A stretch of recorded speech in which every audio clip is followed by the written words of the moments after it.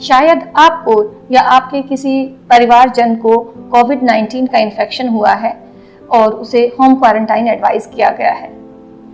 Ministry of health government of India की guideline के हिसाब से जो माइल्ड कोविड इन्फेक्शन के पेशेंट्स हैं उनको घर पर ही ट्रीटमेंट लेने से ठीक हो सकते हैं।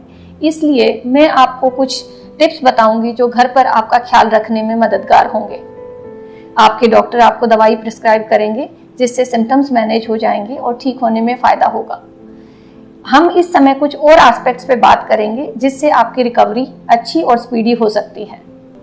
होम क्वारंटाइन में अपना ख्याल रखते हुए कुछ बातों का ख्याल रखें। सबसे महत्वपूर्ण है कि एक डेली रूटीन अपना बनाए रखें।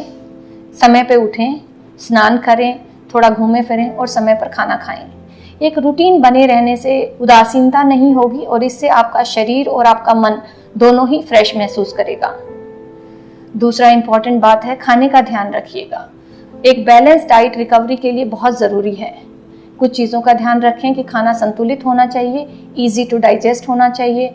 बहुत ज़्यादा तली हुई चीज़ें या मसालेदार चीज़ें या बहुत आइसी कोल्ड चीज़ें ना खाएं जो आपके गले को इरिटेट कर सकती हैं। समय समय पर थोड़ा गुनगुना पानी पीते रहिए। चाय, सूप, दूध, गर्म दूध, हल्दी, तुलसी, इस तरह की चीज़ों का सेवन करने से आपको अच्छा भी लगेगा और आपकी रिकवरी भी जल्दी होगी।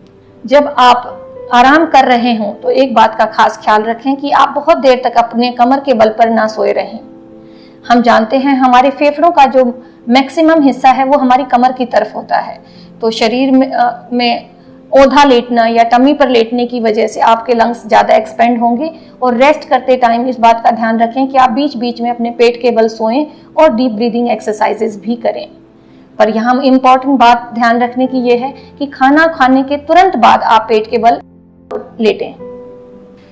अपने फेफड़ों को सही रूप से सुचारू रखने के लिए और इन्फेक्शन का असर कम करने के लिए डीप ब्रीदिंग एक्सरसाइजेस करें। डीप ब्रीदिंग एक्सरसाइज आप अपने आप भी कर सकते हैं, बैलून की मदद से भी कर सकते हैं और स्पायरोमीटर की मदद से भी कर सकते हैं।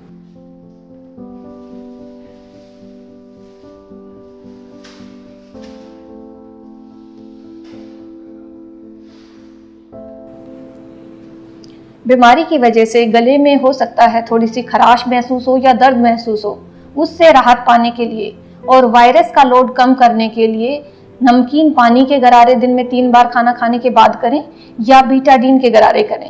बीटाडीन एक तरह से एंटीबैक्टीरियल भी है और एंटीवायरल भी है। इससे गले में वायरल लोड कम होता है। और बीटाडीन गार्गल्स प्रिपेयर करने के लिए 1 पोर्शन बीटाडीन और 3 पोर्शन पानी को मिलाकर 1 मिनट तक गार्गल्स करें। इससे आपके गले को बहुत सुकून महसूस होगा। और गार्गल्स करने के बाद 15-20 मिनट तक कुछ खाएं या पिए नहीं ताकि उसका असर गले में बना रहे। इन्फेक्शन से ठीक होने के लिए मन के पॉजिटिव होने का बहुत इम्पॉर्टेंट रोल रहता है। घर पर रहते हुए आप ज़्यादा नेगेटिव खबरें ना सुने, ना ही कोविड-19 के बारे में हो रही डेथ्स या उससे रिलेटेड बुरी खबरों के बारे में पढ़ें।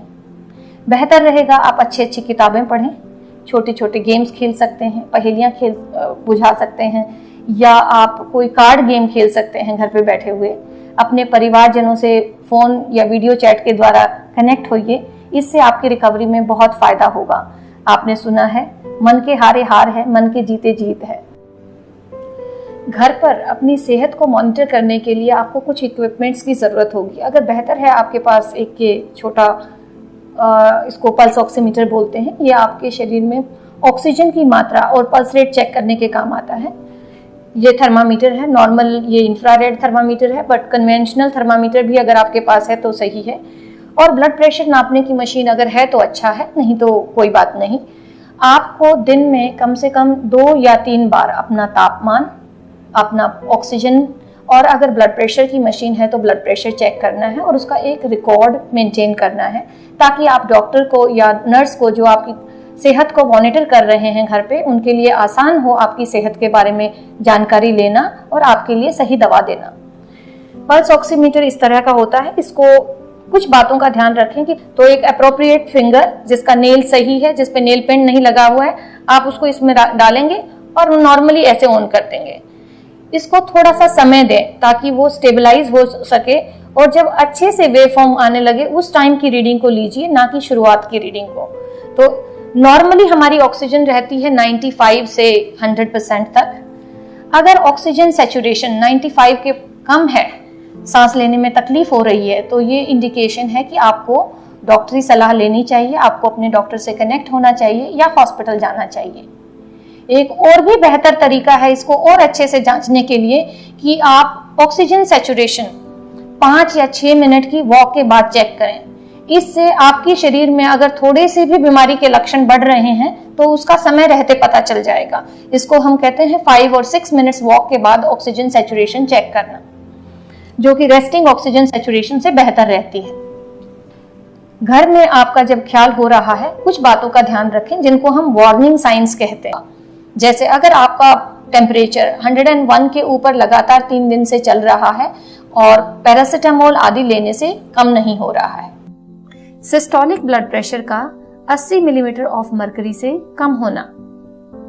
अगर आपका रेस्पिरेटरी रेट 25 के ऊपर है, अगर आपकी पल्स ऑक्सीमीटरी में ऑक्सीजन सैचुरेशन 95 के नीचे है, पेट में बहुत तेज दर्द हो रहा है, बलगम में खून आ रहा है, कंफ्यूजन हो रहा है या ठीक से खा नहीं पा रहे हैं, या कोई भी ऐसी नई चीज जो आपको परेशान कर रही है, आप डॉक्टर से फिजिकली जाके या वीडियो कंसल्टेशन के सहारे सलाह जरूर ले लीजिए।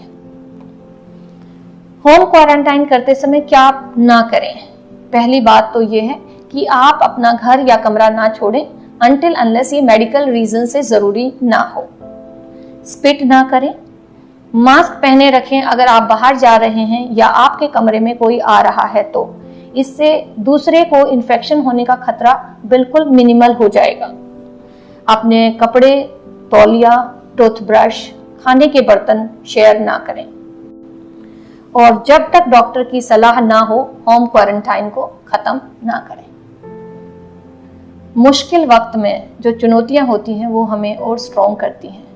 कोविड-19 का इन्फेक्शन भी एक ऐसी ही चुनौती है और इस पर हम जरूर विजय पाएंगे और स्ट्रॉन्गर होकर बाहर निकलेंगे। Stay fit, stay healthy.